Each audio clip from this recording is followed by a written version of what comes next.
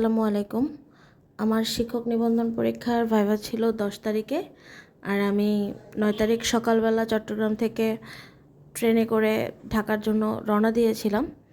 কারণ আমি চাচ্ছিলাম যে আমি 9 তারিখে জার্নি করে ওখানে দুপুরবেলা পৌঁছাই, দেন একটু রেস্ট করে দেন পরের দিন একদম ভালোভাবে যেন ইন্টারভিউ দিতে যেতে পারি।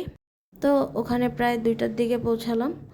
এক আশেপাশে একটা হোটেল নিছিলাম যেন আমি হোটেল থেকে খুব সহজেই যেখানে আমার ইন্টারভিউর জায়গা ছিল ওখানে পৌঁছাতে পারি। তো যে ওখানে পৌঁছালাম, রিল্যাক্স করলাম, ইফতার করলাম, তারপর একটু হালকা পড়ালেখা করছি, বেশি একটা প্রেশারও নেই। আবার একটু রিভাইজ দিছি, কারণ যদি হঠাৎ আমার মনেও না পড়ে, কোনো রিস্ক নিতে চাচ্ছিলাম না। কী প্রিপারেশন নিয়েছি তা তো আমি এর আগের ভিডিওটাতে দেখাইছি। তো এখন বলতেছি যে আমার কী কাগজ ওখানে লাগছে। ইন্টারভিউর জন্য যে মেসেজটা আসে ওখানে লেখা থাকে কী কাগজ নিয়ে যাওয়া লাগবে। তো ওখানে নিয়ে যাওয়া লাগছিল এসএসসি, এইচএসসি, অনার্স এর সার্টিফিকেটগুলো, মূল সার্টিফিকেটগুলো, আর হচ্ছে মার্কশিটগুলো, আর জন্ম নিবন্ধন কার্ড বা এনআইডি কার্ড যেটা থাকে একটা হলেই চলবে। আমি অনেক কিছু নিয়ে কনফিউশন ছিলাম যে সার্টিফিকেট যদি ল্যামিনেটিং করা থাকে তাহলে চলে কি না। আমার একটা সার্টিফিকেট ল্যামিনেটিং করা ছিল, কোনো সমস্যা হয় নাই। আমি ওখানে বলছিল ফটোকপি জমা নেয়, তো আমি সব কিছুর একটা ফটোকপিও রেডি করে নিয়ে গেছিলাম, কিন্তু এটা লাগে নাই। আর অনেকেও এটা ধারণা করে যে সত্যায়িত করা লাগে কি না, সত্যায়িতও করা লাগে না। তো প্রায় 1 ঘন্টা আগে যে আমি ওখানে দাঁড়িয়েছিলাম, কারণ লেট করে কোনো রিস্ক নিতে চাচ্ছিলাম না। একটু আগের বিল্ডিংটা ছিল, তো ওখানে ডেকে ঢুকাচ্ছিল, মানে অনেক সিস্টেমেটিক ছিল সব কিছু। তো অনেক 10 জন করে ডেকে নিয়ে যাচ্ছিল। দেন আমরা ওখানে সিরিয়ালে বসেছিলাম, অনেক নার্ভাস ছিলাম। নার্ভাস থাকার কারণেই আমার যাওয়া একটু সমস্যা হয়েছে। তো ওখানে প্রথমে ঢুকলাম, ওখানে 3 জন ছিল ভাইভা নেওয়ার জন্য। সালাম দিলাম, আগে তো পারমিশন নিলাম, সালাম দিলাম, দেন আমার কাগজপত্র দেখতে চাইলো, আমি দেখাইলাম। বসতে বললো, বসলাম। এরপর জিজ্ঞেস করলো যে আপনি কোন ডিপার্টমেন্টের, তো আমি বললাম প্রাণীবিদ্যা। তো বললো যে আপনাকে কোন টপিক থেকে প্রশ্ন করলে অনেক ভালো পারবেন। তো আমি একটু টেনশনে পড়ে গেছিলাম যে আমি বলবো টপিকের নাম নাকি যেখান থেকে ইচ্ছা ওনারাও জিজ্ঞেস করবে। তো একবার ভাবলাম যে যদি না বলি যে টপিকগুলোর নাম, এমন কোথা থেকে যদি প্রশ্ন করে যে আমি পারি না। তা আমি বললাম কোষবিদ্যা, রক্ত সঞ্চালন, দেন অণুজীববিদ্যা। তো উনি অণুজীব শুনে জিজ্ঞেস করলো অণুজীব কী। আর আমি আমাদের স্কুলে ক্লাসে প্রথম যে অধ্যায়টা অণুজীব, ওইটা নিয়ে পড়াচ্ছিলাম। তো বাচ্চাদেরগুলোই জাস্ট বলে দিচ্ছিলাম অণুজীব কাকে বলে, দেন রাজ্য 3টা, ক্যারিওটা, ইউক্যারিওটা, প্রোক্যারিওটা, এগুলো বললাম। তারপর জিজ্ঞেস করছিল যে আমি কি কখনো অণুজীব দেখছি কি না। বললাম যে হ্যাঁ দেখছি। বলতেছে কি দেখছেন আপনি, অ্যামিবা? আমি বলতেছি না, অ্যামিবা দেখি নেই, আমি ব্যাকটেরিয়া দেখছি। তো কীভাবে দেখলেন? বললাম দইয়ে। তারপর বললো দইয়ে যে থাকে ব্যাকটেরিয়াটার নাম কি, বললাম।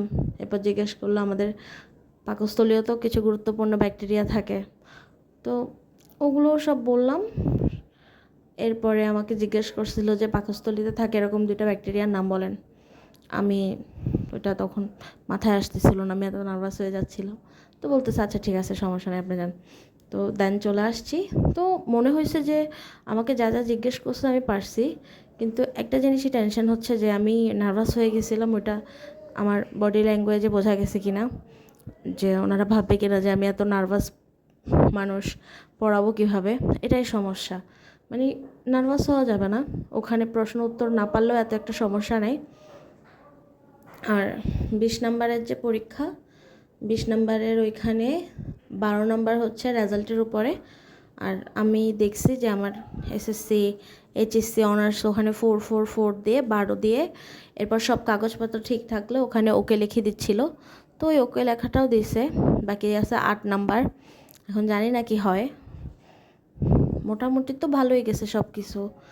এখন 99% পজিটিভ আসা, আর 1% যদি আমার ভাগ্য অনেক বেশি খারাপ হয় তাহলে হয়তো পাস আসবে না, নয়তো পাস তো আসার কথা।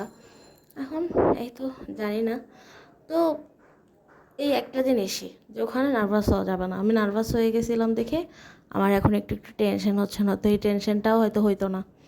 আমি বাসায় এসে সবাইকে জিজ্ঞেস করতেছি যে আমার এভাবে এভাবে জিজ্ঞেস করছে, আমি এটা এটা বলতে পারছি, এখন আমাকে নিবে কি না, এটাই। এখন এটা নিয়ে এত টেনশন করারও কিছু নাই। পাস করলে করলাম, আর ফেল করলেও কিছু করার নাই। এতটুকু যে ইন্টারভিউ পর্যন্ত যে গেছি এটাই অনেক বেশি। তো এই তো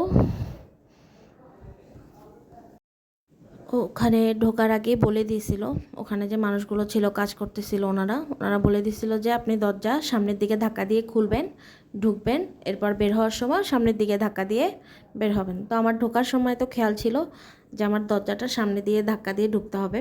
আর আমি অনেক ইউটিউব ভিডিও দেখে প্রিপারেশন নিছি, ওখানে বলা ছিল একদম সুন্দর করে ড্রেস আপ করে যাইতে হবে, তো ওগুলো ঠিক ছিল। আর বলছিল যে দরজা খোলার সময় যেন কোনো আওয়াজ না হয়, বের হওয়ার সময় দরজা ধাক্কা মেরে বের হয়ে যাবেন না, সুন্দর করে বের হবেন। তো আমি ওইটা অনেক খেয়াল করতেছিলাম। ঢোকার সময় তো আমি সামনের দিকে ধাক্কা দিয়ে দরজা ঢুকছি, কিন্তু বের হওয়ার সময় আমার এত নার্ভাস লাগতেছিল। আমি ওখানে পুল পুশ লেখা ছিল, কিন্তু আমি নার্ভাসনেসে ওটা পুশ না করে পুল করতেছিলাম। যদিও এক সেকেন্ডে মনে আসছে যে কেন পুল লেখা আমি পুশ করতেছি, পুশ লেখা আমি কেন পুল করতেছি। পরে তাড়াতাড়ি ঠিক করে বের হয়েছি, কিন্তু আমার মানে মনের মধ্যে ওটা লাগতেছে যে আমাকে অনেক গাধা ভাবলো কি না, যে ওখানে পুশ লেখা তাও আমি কেন পুল করতেছিলাম। তো এটাই একটা ব্যাপার, এটাই যে কোথা থেকে না কোথা থেকে প্রশ্ন করে। আমি তো দুনিয়ার হাজার প্রশ্ন পারবো না, তো ওইটা নিয়ে টেনশন না করে নার্ভাসনেসটা না দেখাইলেই ভালো হয় মোটামুটি। এই তো।